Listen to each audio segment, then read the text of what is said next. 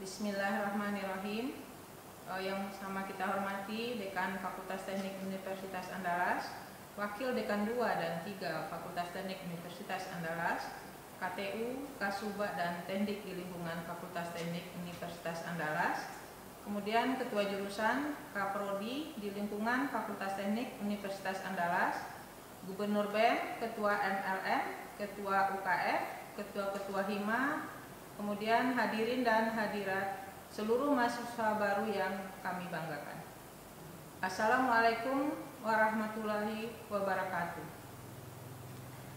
Alhamdulillahirrabbilalamin. Wassalatu wassalamu ala asrafil anbiya wal mursalin wa ala alihi wa sahbihi ajmain, amma ba'd. Pertama-tama marilah kita panjatkan rasa syukur kita kehadirat Allah Subhanahu wa taala karena dengan nikmatnya kita dapat berkumpul di acara bakti ini untuk angkatan 2020. Kemudian tidak lupa salawat serta salam semoga tetap tercurah kepada baginda besar Nabi Muhammad SAW. Selamat siang seluruh mahasiswa Fakultas Teknik Universitas Andalas angkatan 2020 yang mengikuti kegiatan bakti pada saat ini. Perkenalkan diri, saya adalah Ibu Vera Surtia Baktiar. Saya menjabat sebagai Wakil Dekan 1 Fakultas Teknik Universitas Andalas saat ini. Kemudian untuk saat ini saya ingin menyampaikan beberapa hal yang terkait dengan bidang akademik di Fakultas Teknik Universitas Andalas. Sebelumnya saya mau memberitahu dulu bahwa angkatan 2020 ini terdiri dari 3 jalur masuknya. Yang pertama adalah SNMPTN, kemudian SBMPTN, kemudian adalah SNMPTN. Jadi ada 3 jalur yang ditempuh oleh Ananda semua untuk bisa sampai di Fakultas Teknik ini. Di mana di SNMPTN itu ada 219 mahasiswa yang diterima, kemudian di SBMPTN yang lulus adalah 280 orang, kemudian sisanya adalah SNMPTN jalur mandiri dan prestasi itu sebanyak 178 mahasiswa. Jadi untuk angkatan 2020 ini ada sekitar 677 mahasiswa yang terdaftar di Fakultas Teknik. Jadi selamat untuk Ananda semua sudah bisa melewati proses sampai ke Fakultas Teknik ini. Kemudian saya mau mengenalkan sedikit bahwa di Fakultas Teknik kita mempunyai 5 jurusan, di mana tiap jurusan itu terdiri dari beberapa program studi, yang mana diantaranya itu adalah teknik mesin, jurusan teknik sipil, kemudian teknik industri, teknik lingkungan, dan teknik elektro. Di mana teknik mesin kita mempunyai S1, S2, dan S3. Kemudian di teknik sipil juga begitu, ada S1, S2, dan S3. Teknik industri kita baru mempunyai S1 dan S2, teknik lingkungan juga S1 dan S2, kemudian teknik elektro S1 dan S2. Dan alhamdulillah semua prodi S1 di Fakultas Teknik itu sudah terakreditasi A. Bahkan ada 3 prodi di Fakultas Teknik sudah bisa meraih akreditasi internasional ABET dan IAB. Jadi ini juga sebagai modal bagi Anda semua nanti untuk bisa berkiprah setelah tamat di Fakultas Teknik ini. Kemudian terkait di bidang akademik, sebagai Wakil Dekan 1 itu adalah membawahi bidang akademik. Nah nanti untuk angkatan 2020 saya akan perkenalkan beberapa hal yang terkait di bidang akademik. Yang pertama itu adalah peraturan akademik. Yang kedua yang harus Anda ketahui adalah portal akademik. Kemudian ada lagi SIPENA namanya, Sistem Layanan Akademik. Kemudian nanti ada Merdeka Belajar dan Kampus Merdeka. Kemudian ada program jalur cepat yang kita sebut dengan Fast Track. Kemudian yang terakhir saya akan kenalkan nanti evaluasi kemajuan belajar mahasiswa. Nah, apa itu peraturan akademik? Itu adalah peraturan universitas yang mengatur tentang mahasiswa, dosen, tenaga kependidikan, juga kurikulum, proses pembelajaran, dan layanan akademik. Jadi semua diatur di peraturan akademik. Nah, untuk saat ini kita di UNAM memakai peraturan rektor nomor 14 tahun 2020 tentang peraturan akademik program sarjana di Universitas Andalas. Di mana di sini dijelaskan untuk bagian mahasiswa bahwa Ananda harus menempuh nanti 8 semester paling sedikit itu 144 SKS. Dan waktu lama studinya itu adalah 7 tahun. Jadi lebih dari 7 tahun itu nanti drop out atau DO. Nah, kemudian di peraturan akademik nanti juga ada sistem belajar kita itu adalah SKS, Satuan Kredit Semester. Jadi adalah suatu pembelajaran di mana takaran waktu kegiatan belajarnya dibebankan kepada mahasiswa per minggu per semester. Nah, itu istilahnya SKS. Kemudian satu SKS, apa yang disebut dengan SKS? Satu SKS itu adalah Anda semua nanti ada kegiatan tatap muka. Untuk satu SKS itu adalah tatap muka 50 menit per minggu per semester. Kemudian kegiatan penugasan terstruktur 60 menit. Kemudian kegiatan mandiri. Nah, jadi nanti apa bedanya dengan SMA? Maka Anda semua nanti akan ada tatap muka, akan ada tugas mandiri dan juga ada tugas terstruktur. Nah, itu yang disebut dengan SKS. Mungkin nanti untuk lebih lanjut bisa dilihat di webnya UNAN, itu ada peraturan akademik sarjana yang terbaru tahun 2020 nomor 14. Nanti silakan di searching sendiri di website UNAN.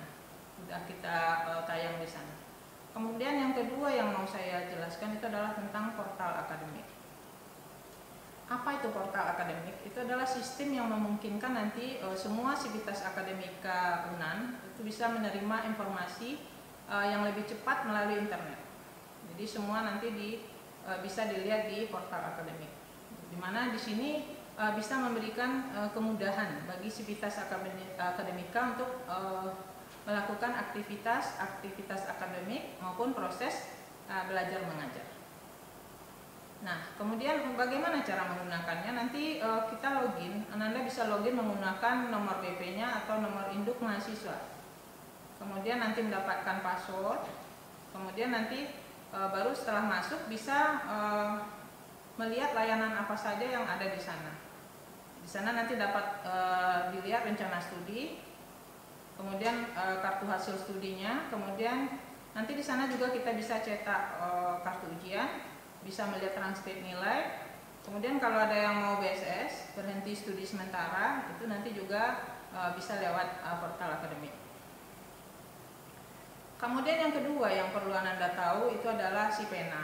Nah, SIPENA itu adalah Sistem Informasi Pelayanan Akademik. Kita singkat dengan SIPENA.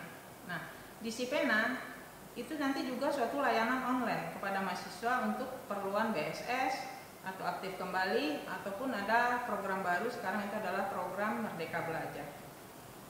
Nah, bagaimana sistem layanan SIPENA ini? Nah, nanti kita memakai NIM juga, kemudian nanti ada password yang diberikan. Nah, di situ untuk pengambilan mata kuliah MKWU itu Ananda harus lewat SIPENA. Nanti mungkin ada PA atau pembimbing akademik yang bisa menerangkan.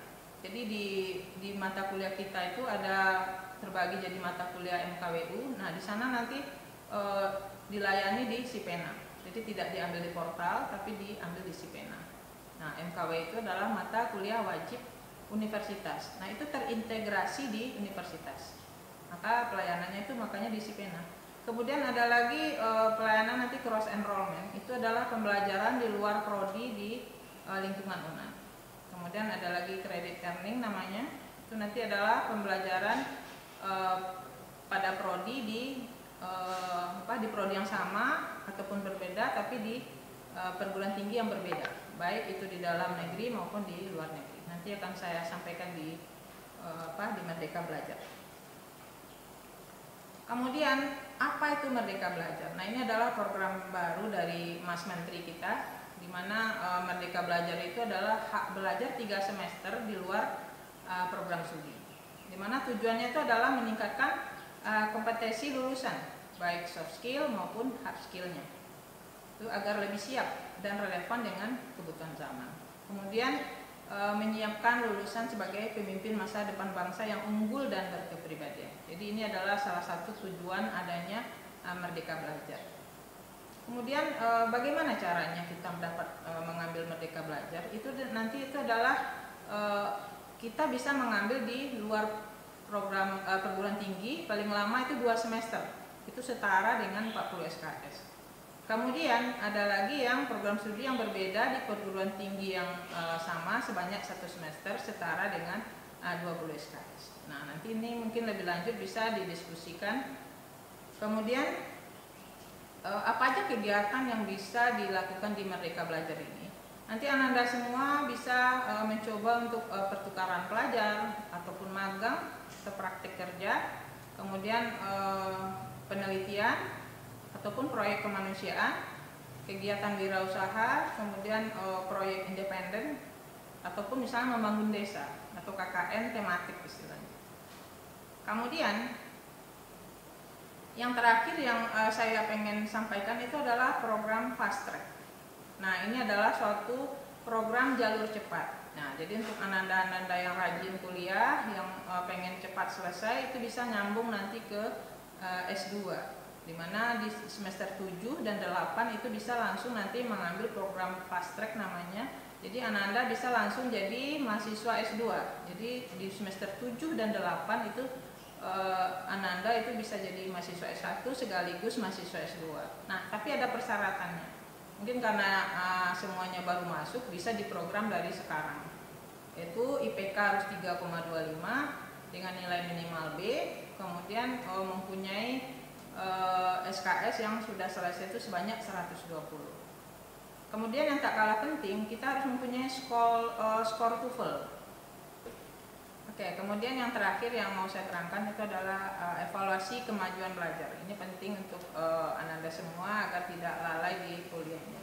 Di mana evaluasi kemajuan belajar nanti dilakukan pada semester 3, 7, dan 13. Di mana nanti ini gunanya itu adalah untuk evaluasi DO nanti. Jadi untuk evaluasi DO itu dilakukan pada akhir semester 4, 8, dan 14. Jadi tolong hati-hati di sini agar ananda tidak sampai DO.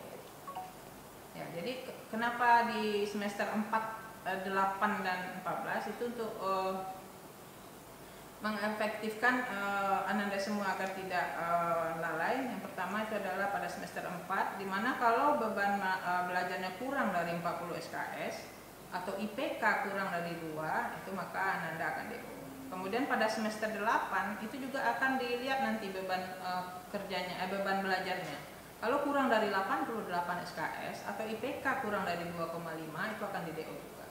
Kemudian yang terakhir semester 14, dimana tidak menyelesaikan beban belajar sesuai kurikulum, masih memiliki nilai D atau IPK kurang dari 2,5, itu nanti juga akan di DO. Nah, mungkin itu yang bisa saya jelaskan di bidang akademik. Banyak maaf. Wabillahi taufik wal hidayah. Assalamualaikum warahmatullahi wabarakatuh.